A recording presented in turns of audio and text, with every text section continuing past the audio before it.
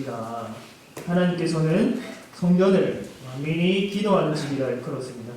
그만큼 하나님께서는 백성이 기도하기를 원하십니다. 자기를 의지하고 신뢰하는 것을 기뻐하십니다. 시편 145편 18절에는 이렇게 기록되어 있습니다. 여호와께서는 자기에게 간구하는 모든 자, 곧 진실하게 간구하는 모든 자에게 가까이 하시는도다. 아멘. 유대인은 하루 3번 또는 그 이상을 시간을 정해서 기도했습니다. 다니엘이 바벨론에서도 시간을 정해서 성전을 향하여서 창을 열고 기도한 것처럼 유대인에게는 그런 관습이 있었습니다. 하나님이 자기에게 간구하는 자를 가까이 하시니까 자주 기도한다면 예수님께 유대인들이 칭찬받아야 마땅하지 않을까요? 여러분은 시간을 정해서 하루 3번 기도하십니까? 당당하게 강렬하게 저를 쳐다보시는 분이 있는데 식사 기도를 제외하고 말하는 겁니다. 이 바쁜 일과를 보내면서 하루 3번 따로 시간을 내어서 기도한다는 것 쉽지 않지요. 그런데 유대인은 어찌됐든 시간을 정해서 3번이나 혹은 그 이상으로 기도하는 시간을 가졌습니다. 기도의 재단을 많이 쌓았으니까 칭찬을 들어야 할 것 같은데 오히려 예수님으로부터 지적을 받습니다. 어떤 지적을 받았는가? 본문 5절 말씀 우리 함께 읽어보겠습니다. 5절 말씀입니다. 시작.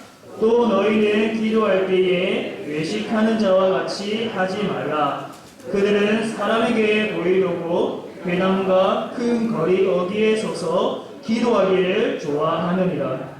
내가 진실로 너희에게 이르노니 그들은 자기 상을 이미 받았느니라. 외식하는 자와 같이 기도하지 말라. 당시 유대인은 하루 3번 기도했다고 했습니다. 그러나 예수님께서 그들을 보실 때 어떻게 보셨느냐? 기도는 하지만 겉모습만 그렇게 보여지는 것이지 진짜로 기도한 것이 아니다. 왜냐하면 사람이 많은 회당과 큰 거리에서 큰 소리로 기도했기 때문입니다.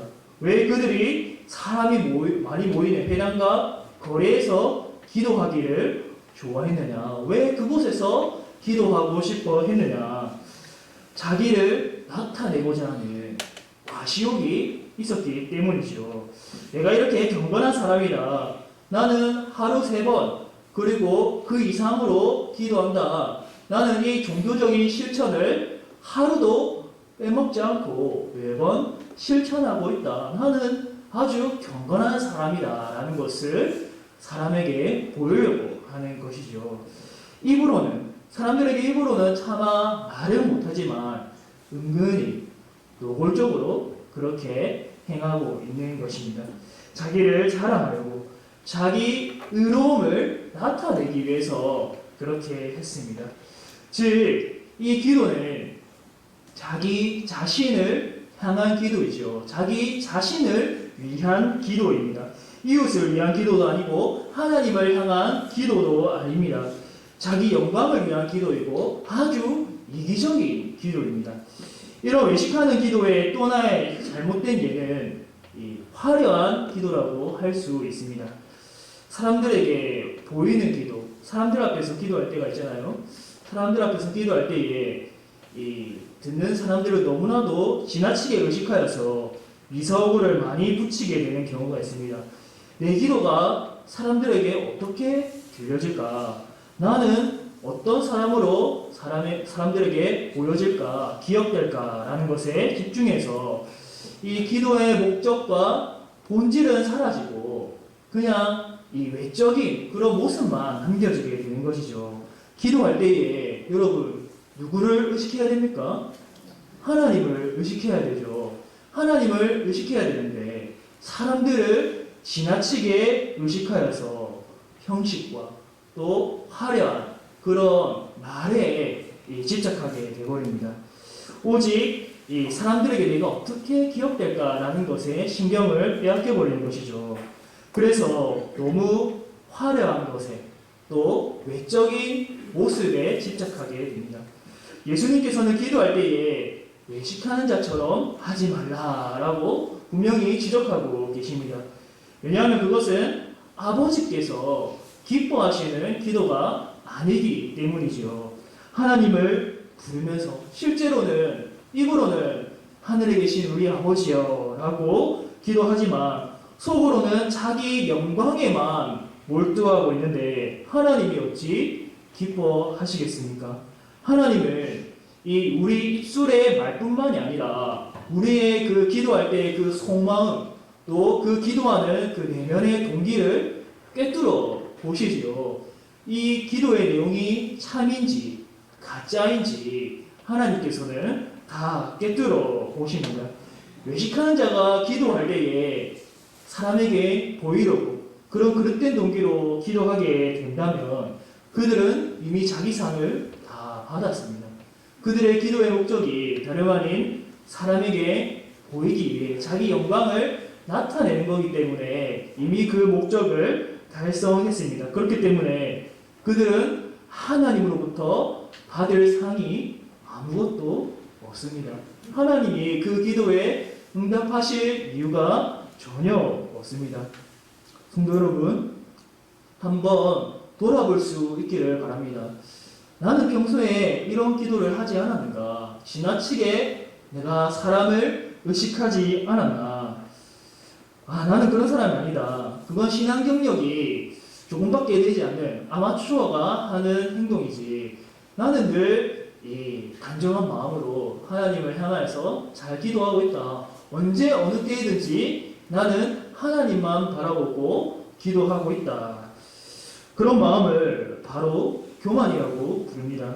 우리 안에 있는 본성은 죽지 않고 계속해서 살아있어서 꿈틀거립니다. 늘 우리 안에 있는 악한 본성은 죄를 생산해내죠. 각양 나쁜 마음, 이 탐심, 욕심, 욕망 등을 생산해냅니다. 우리가 예수님을 믿는다고 해서 이 욕망이, 악한 본성이 사라지는 것이 아니죠. 우리는 죽을 때까지 여전히 이 살아있는 본성과 맞닥뜨려서 씨름해야 합니다. 여기에 자유할 수 있는 사람, 자기 자랑, 자기 의가 없는 사람은 아무도 없습니다. 오늘 하루 우리가 예배 드렸다고 해서 내일 그 본성이 죽어 있느냐? 그렇지 않죠. 내일 또 내일의 싸움을 감당해야 됩니다. 이 세상의 모든 사람이 제일로 잘 넘어지는 죄가 바로 자기의, 자기 자랑이죠. 자기를 부인하는 것이 제일로 어렵습니다. 우리가 얼마나 죄인인지, 얼마나 타락한 존재인지 어떻게 할 수 있는가?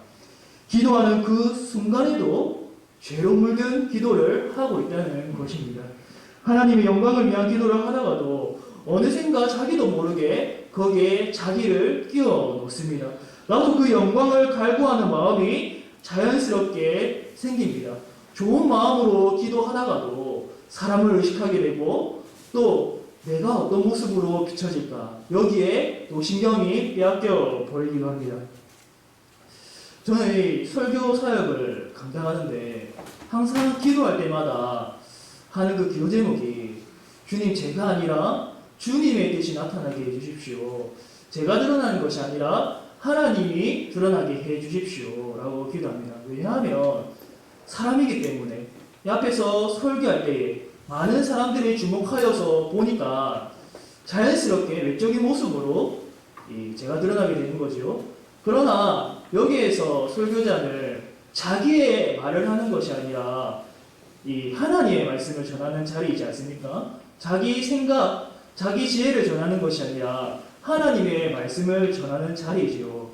그러나 설교자가 연약하여서 또 때로는 시험에 들어서 자기 영광을 나타내고자 하는 그러한 죄에 빠질 때도 있다는 것입니다. 교묘하게 사람들을 속이면서 그러한 죄에 빠질 수도 있습니다. 그만큼 사람은 이런 경건한 이 행동을 할 때에도, 그런 실천을 할 때에도, 기도할 때에도, 설교할 때에도, 심지어 여러분 다 같이 예배할 때에도 우리는 지금 이 순간에도 이 죄에 빠질 수 있는 것이죠. 우리는 이 점을 기억하며 경각심을 가져야 합니다. 성도 여러분, 우리는 기도하는 그 순간에도 하나님이 붙들어 주시지 않는다면 올바른 기도, 순전한 기도를 할 수 없는 존재입니다. 그런 연약한 존재입니다. 나도 모르게 나에게 속으면서 기도할 수 있습니다. 우리는 이렇게 기도하지 않도록 늘 경계하면서 주님의 도우심을 구해야 할 것입니다. 그렇다면 외식하는 자처럼 말고 적극적으로 어떻게 기도해야 될까? 금하신 것 말고 적극적으로 어떻게 기도하라고 말씀하셨느냐? 본문 6절 말씀 함께 읽어보겠습니다. 6절입니다. 시작! 너는 기도할 때에 내 골방에 들어가 문을 닫고 은밀한 중에 계신 내 아버지께 기도하라. 은밀한 중에 보시는 내 아버지께서 갚으시리라. 내 골방에 들어가 문을 닫고 기도하라. 여기서 골방은 자기 외에 아무도 없는 일실을 가리키는 것이죠. 아마도 창이 없는 방이어서 지나가다가도 볼 수 없는, 엿볼 수도 없는 그런 은밀한 장소를 가리킬 것입니다. 왜 골방에서 기도하라고 말씀하셨느냐? 거기에는 보는 사람이 아무도 없지요. 내 골방입니다. 내 골방. 내 골방이기 때문에 외부인이 보지도 못하며 듣지도 못합니다. 그러나 그곳에서는 사람이 아니라 온전히 하나님만을 의식할 수 있는 환경이 갖추어지는 것입니다. 사람이 많이 모이는 곳과 극명하게 대조되는 장소입니다. 외식하는 자는 사람에게 보이기 위해 기도하지만 자기 골방에서 기도하는 사람은 오직 누구를 향해 기도합니까? 하나님을 향해 기도하지요. 하나님을 향해 자기 마음을 쏟습니다. 내가 기도하는 것 아무도 몰라줘도 상관없다. 오직 한 분, 하나님만 알아주시면 된다. 다른 사람 아무도 몰라줘도 하나님은 은밀한 중에 계셔서 은밀히 드리는 나의 기도를 듣고 계신다. 오직 그분만을 향해 간구하는 내 소리에 귀를 기울여서 듣고 계신다. 즉 하나님만을 향한 순전한 기도에는 무엇이 필요한가? 믿음이 필요하죠. 기도는 믿음으로 가능합니다. 믿는 자만 가능한 것입니다. 내가 혼자 홀로 기도할 때에도, 골방에서 기도할 때도 하나님은 거기에도 계셔서 나의 기도를 귀 기울이며 듣고 계신다. 그 믿음이 있을 때에 골방에서 아무도 없는 곳에서 기꺼이 기도할 수 있는 것입니다. 아무도 내가 기도하는 생활을 몰라준다 하더라도 하나님 앞에서 하나님과 나만의 시간을 가질 수 있는 것입니다. 그렇다고 이 말씀을 기계적으로 단순하게 적용해서 무조건 골방에서만 기도해야 된다라고 하는 것은 아닙니다. 골방이 아니더라도 기도할 수 있지요. 공중기도도 하나님이 기뻐하시는 기도입니다. 대표 기도도 할 수 있습니다. 주님은 성전을 향해서 만민이 기도하는 집이라고 했습니다. 함께 기도하는 것, 하나님이 기뻐하시는 모습입니다. 예수님께서 말씀하시는 건 무조건 자기 골방에 들어가서 기도하라는 것이 아닙니다. 중요한 건 사람에게 보이려고 기도하지 말고 사람을 지나치게 의식하여서 본 모습만 기도하지 말고 진실로 하나님을 향하여서 하나님을 의식하여서 기도하라는 말이지요. 사람들 앞에서 대표 기도도 할 수 있고 또 식사 기도도 할 수 있습니다. 어떤 기도를 하더라도 그 기도가 하나님을 온전히 향해야 된다. 하나님을 향한 기도여야 된다라는 뜻입니다. 시편 121편 3절에 이렇게 또 노래하고 있습니다. 이스라엘을 지키시는 분은 졸지도 아니하시고 주무시지도 아니하시리로다. 아멘. 하나님은 언제 어디서나 우리의 기도를 들으실 수 있습니다. 하나님은 우리에게 겉과 속이 다른 기도가 아니라 진실한 마음에서 우러나오는 기도를 원하십니다. 제일 무서운 사람이 누구입니까? 겉은 멀쩡한데 속 마음은 시커먼 흑심을 품고 있는 사람입니다.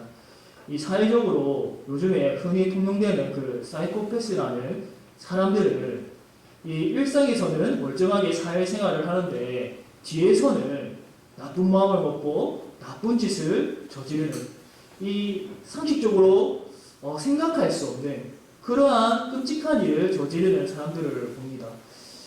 겉과 속이, 겉은 착하고 속은 나쁜 것보다 차라리 겉도 나쁘고 속도 나쁜 게 오히려 더 낫습니다. 중요한 거는 이 일치되는 그 마음, 진실된 마음에서 우러나오는 기도입니다. 우리는 하나님 앞에서 겉과 속이 다른 그런 기도를 해서는 안 되죠. 겉은 화려하고 또 보기에는 듣기에는 좋아 보여도 속으로는 무덤덤하고 또 속으로는 다른 생각을 하는 그런 기도를 행해서는 안 될 것입니다. 우리는 골방에서 또 골방은 아니더라도 그러한 마음으로 기도할 때 우리 아버지께서 친히 들으시고 응답하시는 줄을 믿으시기를 바랍니다. 오늘 본문에 보시면 예수님께서 한 가지 더 잘못된 기도를 지적하고 있습니다. 7절 말씀 함께 읽어보겠습니다. 시작. 또 기도할 때에 일반인과 같이 증언번하지 말라. 그들은 말을 많이 하여야 들으실 줄 생각하느니라. 이방인과 같이 증언부언하지 말라. 증언부언은 의미 없는 말을 되풀이하는 것을 가리킵니다. 당시 이방인들은 기도 시간을 가능한 오랫동안 하는 데에 힘을 썼습니다. 왜냐? 오랫동안 기도하면 신이 그 노력이 가상하여서 기뻐할 것이라 생각했기 때문입니다. 지성이면 감천, 정성이 지극하면 하늘도 감동한다.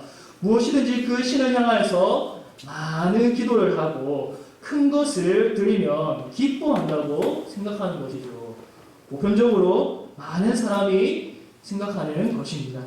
그런데 예수님 당시 많은 유대인이 어떻게 기도했느냐? 기방이처럼 마치 주문을 외우듯이 기도했습니다. 예수님이 바로 이 점을 지적하고 있는 것입니다.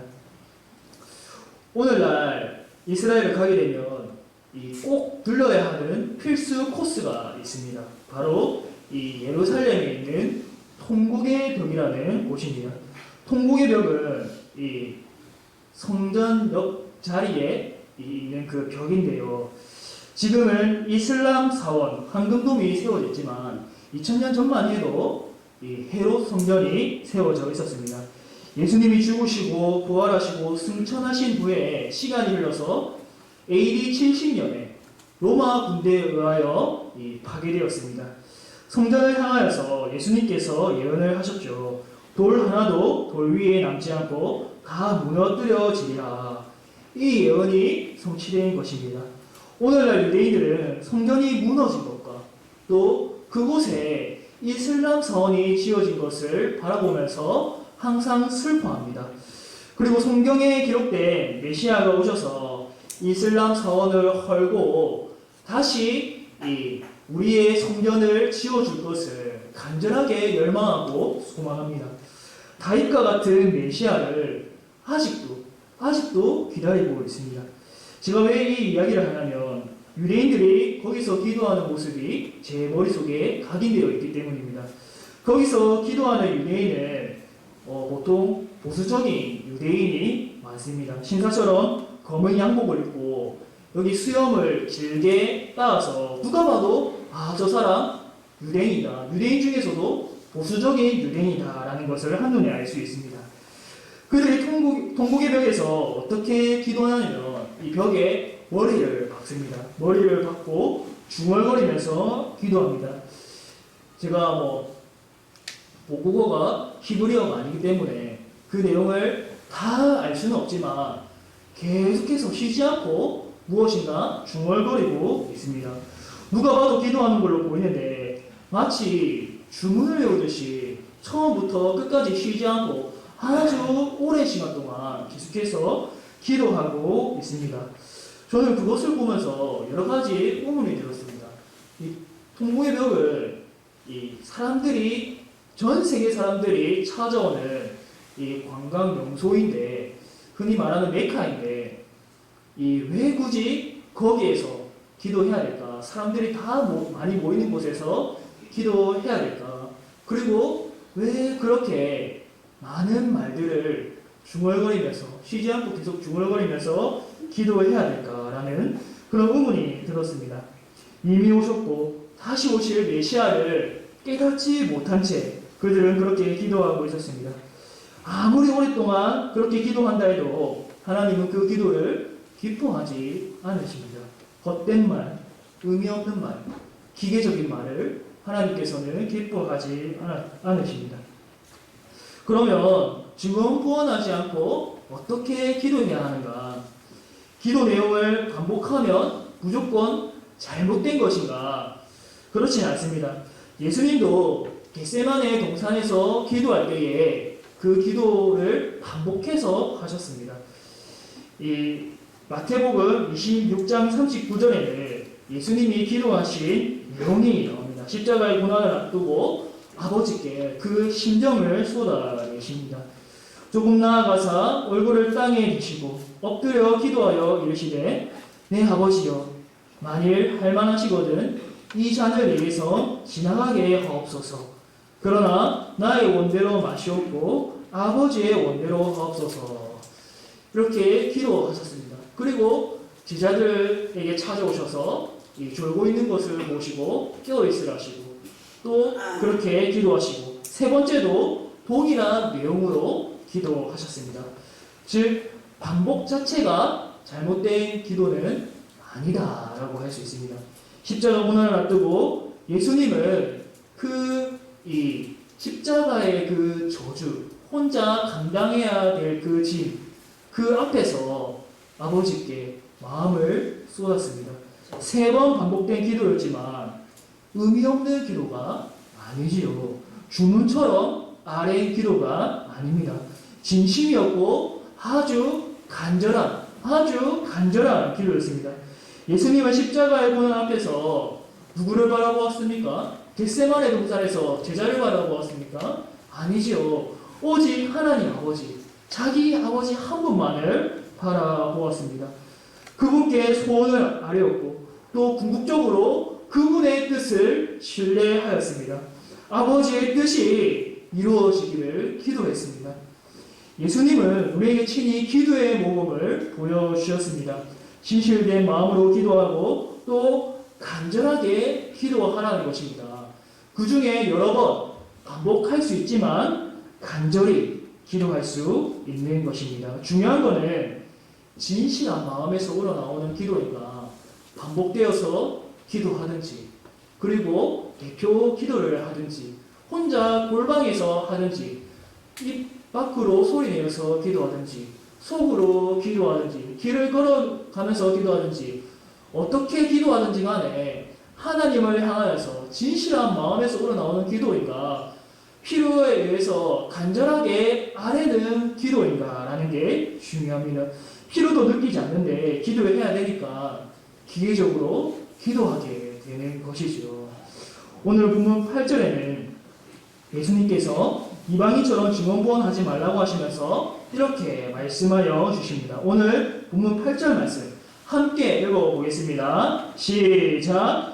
그러므로 그들을 본받지 말라. 구하기 전에 너희에게 있어야 할 것을 하나님 너희 아버지께서 아시느니라. 아멘. 여러분 아버지께서 여러분의 필요를 다 아신다는 것을 믿으십니까? 우리 하나님께서는 전능하실 뿐만 아니라 전지하신 분이시죠. 모든 것을 다 아시고 꿰뚫어 보십니다. 이 세상에 많은 사람이 있지만 하나님께서는 자기 백성, 자기 자녀를 특히 눈여겨보십니다. 그들이 하는 기도를 귀 기울여서 들으십니다. 그래서 그들의 필요를 모르는 것이 없습니다. 자녀가 구하기 전에 이미 있어야 할 것을 아시고 계십니다. 그래서 일일이 쓸데없는 말을 주저리 말할 필요가 없습니다. 아버지는 우리를 도와주시기를 원하고 또 우리의 필요를 아십니다. 우리는 그 어려운 상황 가운데에서 하나님께 의지하며 기도하며 신뢰할 때 하나님이 복을 주시는 것입니다. 우리는 그저 진실된 마음으로 기도하면서 그분을 의지할 때 복을 받고 또 응답받게 됩니다. 하나님께서는 내가 너희들의 기도를 듣고 있고 또 너희의 필요를 다 안다. 그러니까 증언부언하지 말고 또 헛된 말을 되풀이하지 말고 진심으로 기도하라 라고 말씀하시는 것입니다. 사랑하는 성도 여러분, 아버지께 진심으로 구하고 의지하면 응답 받을 수 있습니다. 외식하는 자처럼 사람을 지나치게 의식하여서 자기 의를 나타내려고 기도하지 말고 이방인처럼 하나님을 오해하여서 말을 많이 하면 들어줄 것이라고 생각하여서 증언부언하지 말고 오직 진실한 마음으로 간절하게 기도할 수 있기를 바랍니다. 우리의 필요를 아시고 돌보시는 아버지를 바라보면서 마음을 쏟을 수 있기를 원합니다. 오직 하나님을 향한 진실한 마음으로 드리는 기도를 통하여서 응답받고 그분의 손길을 많이 체험하는 복된 성도님들 되시기를 이 시간 주님의 이름으로 축복합니다. 우리 시간 들은 말씀을 기억하면서 함께 잠시 기도했으면 좋겠습니다. 어떤 기도 제목이든지 좋습니다. 소리 내어서 기도도 되고 속으로 기도도 됩니다. 단 한 가지 공통된 것은 진실하게 하나님만을 바라보면서 기도하는 것입니다. 주님, 내가 너무나도 힘이 듭니다. 내 삶을 돌아봐 주십시오. 하나님이 없는 것 같이 느껴집니다. 하나님, 내게 믿음을 주옵소서. 주님, 내가 기도가 잘 안 됩니다. 기도할 줄을 모릅니다. 기도를 알게 하시고 깨닫게 하여 주옵소서. 주님과의 관계가 소원해졌습니다. 그 관계가 회복되게 해 주십시오. 가족을 위해서도 교회를 위해서도 그 어떤 기도 제목이든지 진실한 마음으로 성령의 도우심을 의지하여서 하나님을 향해 잠시 기도하겠습니다. 사랑의 하나님 아버지, 주여 우리를 사랑하셔서 자기 백성 삼으시고 자녀 삼으시고 감사합니다. 주여 이 험한 세상 살아갈 때에 국물 목적이와 같은 세상을 살아갈 때에 우리가 늘 하나님 아버지를 의지하며 우러러보며 살게 하여 주옵소서. 주님, 항상 주님 앞에 나가게 진실한 심령으로 기도하게 하여 주옵소서. 주님, 내 안에 기도하는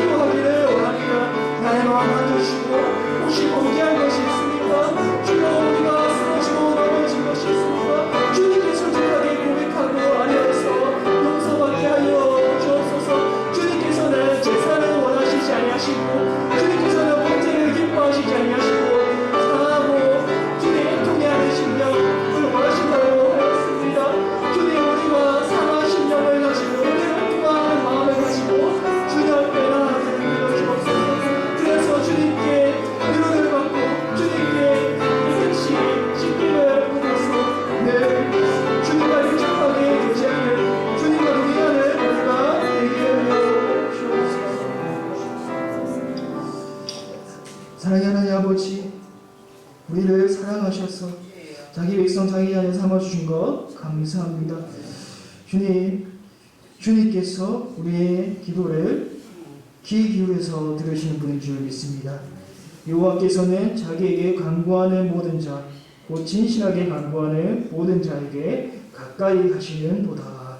주님, 우리가 이 말씀을 듣고 늘 주님 앞에 아뢰기를 즐거워하고 늘 주님 앞에 힘써 나오게 하여 주옵소서. 간구하되 늘 진실한 마음으로 간구하게 하여 주옵소서. 우리가 진실한 마음에서 우러나오는 기도를 드릴 때 그 기도가 화살이 되어서 하늘을 뚫을 수 있을 줄 믿습니다. 주여, 우리가 늘 진실되고 간절한 마음으로 주님 앞에 나와 기도하고 진실한 마음으로 주님과 늘 교제하는 복을 누리게 하여 주옵소서. 이 모든 것 예수님의 이름으로 기도드립니다. 아멘. 찬송가 300